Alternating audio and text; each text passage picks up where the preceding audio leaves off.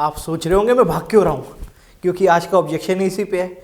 अगर कंपनी भाग गई तो बहुत सारे लोग जब आप उनको प्रेजेंटेशन दिखा रहे होते हो तो वो आपसे एक ऑब्जेक्शन पूछ बैठते हैं, अगर कंपनी भाग गई तो।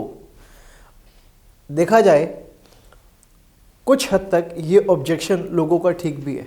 बहुत सारे लोगों ने जब नेटवर्क मार्केटिंग बिजनेस में अपनी एनर्जी लगाई, अपना समय लगाया, कुछ लोगों ने पैसा भी लगाया, तो बहुत सारे लोगों को धोखा मिला।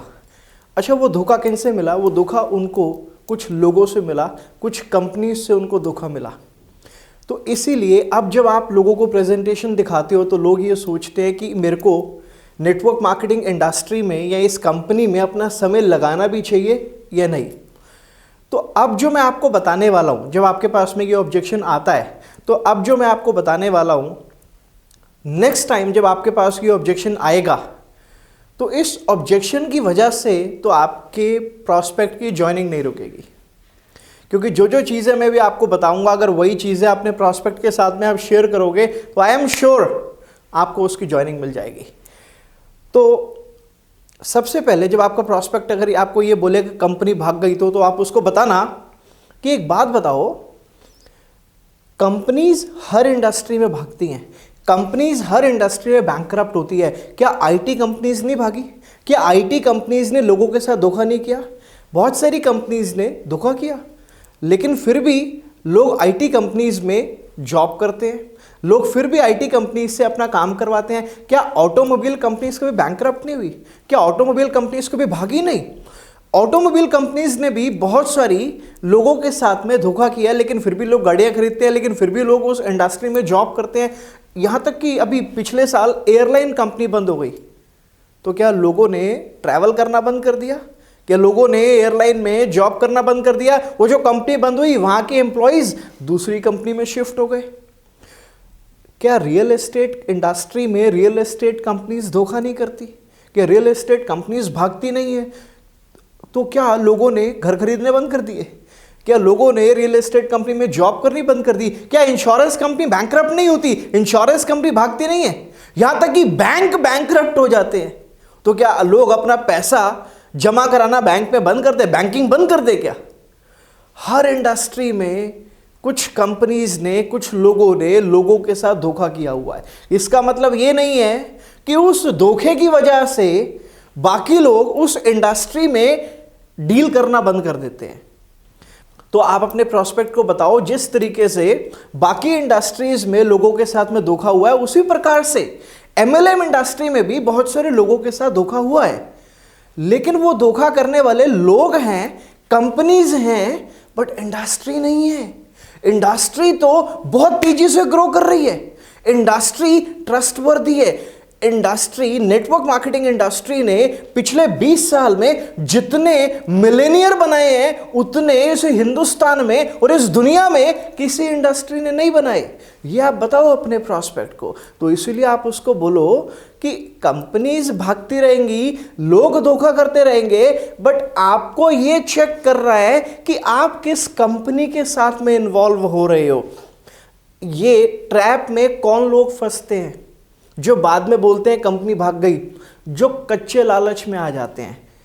उन लोगों को जिनको रातों रात रईस बनना होता है ना, उनके पास से कंपनी आती है, बोलती है 10,000 लगाओ, तो बोलता है उससे क्या होगा? बोला तुम्हारे 20 हो जाएंगे। बोला वो कैसे? तुम 2 के 10 लगवा दो।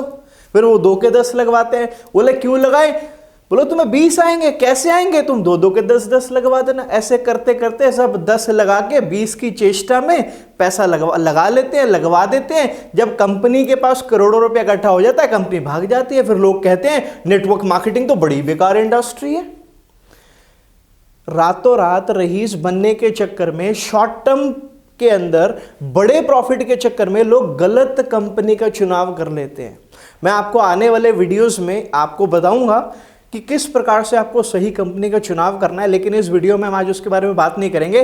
आप अपने प्रॉस्पेक्ट को बताओ कि अगर आप सही कंपनी का चुनाव करोगे, और आप बता सकते हो कि आपकी कंपनी किस तरीके से सही है आपके प्रॉस्पेक्ट के लिए, जिससे वो अपना करियर बिल्ड कर सकता है उस कंपनी में जिसमें आप काम कर रहे हो।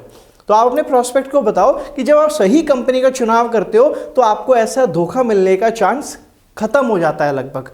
आप अपने प्रोस्पेक्ट को बताओ कि network marketing industry, network marketing business बिल्कुल बाकी बिजनेस की तरह है। जैसे बाकी बिजनेसेस में प्रोडक्ट और सर्विस बिकती है तो लोगों को पैसा आता है, बिल्कुल इसी तरीके से भी नेटवर्क मार्केटिंग बिजनेस में जब कोई प्रोडक्ट या सर्विस बिकती है तो पैसा आता है। लेकिन जो लोग नेटवर्क मार्केटिंग बिजनेस को लॉटरी की तरह ट्रीट करते हैं ना, वही फंसे जाते हैं, वही ठगे जाते हैं और फिर बाद में वो इंडस्ट्री को गाली निकालते हैं। एक बात बताओ, अगर आपके घर में 2000 का नोट नकली आ जाए तो आप आरबीआई को गाली निकालोगे?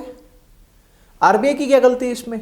आपको चेक करना चाहिए था ना कि आपका नोट असली है कि नकली है उसको लेने से पहले।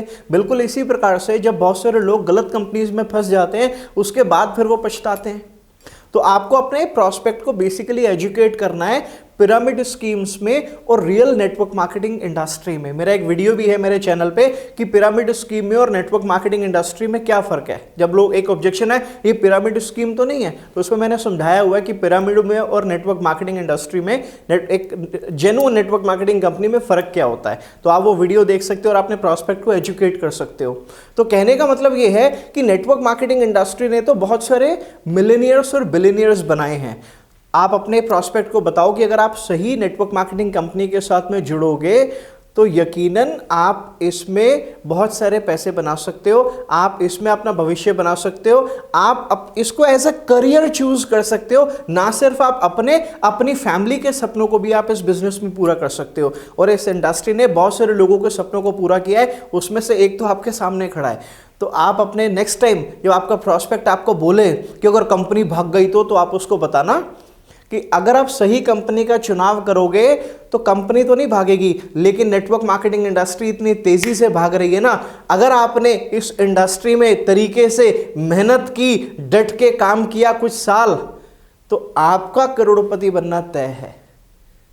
तो मैं जैसे कि मेरे हर वीडियो में आप लोगों को बताता हूं एंड में कि आपको अपनी गाड़ी की हेडलाइट की जो बीम है उसको लो पे रखना चाहिए, ताकि सामने वाला इंसान जब सामने वाला इंसान आ रहा है तो जो उसकी हेडलाइट की बीम है वो जब आपकी आंखों में लगती है आपको गाड़ी चलाने में प्रॉब्लम होती है ना, बिल्कुल इसी प्रकार से आपकी गाड़ी की जो हेडलाइट की बीम है वो दूसरों को भी परेशान करती होगी और इस वजह से बहुत सारे एक्सीडेंट्स होते हैं। तो प्लीज़ मेरी रिक्वेस्ट है अपनी हेडलाइट की बीम को लो पे रखा करो ताकि हमारी वजह से किसी और को परेशानी ना हो। और अगर आपको मेरा ये वीडियो पसंद आया तो प्लीज़ कमेंट करें, इसको लाइक करें, शेयर करें टीम के साथ, ताकि आपकी टीम भी इन ऑब्जेक्शंस की वजह से अपने प्रॉस्पेक्ट्स को लूज़ ना करे। और अगर अभी तक आपने मेरे चैनल को सब्सक्राइब नहीं किया तो कर दो यार, ताकि आपको नेक्स्ट टाइम जब मेरा वीडियो आए तो उसकी नोटिफिकेशन आपको मिल जाए।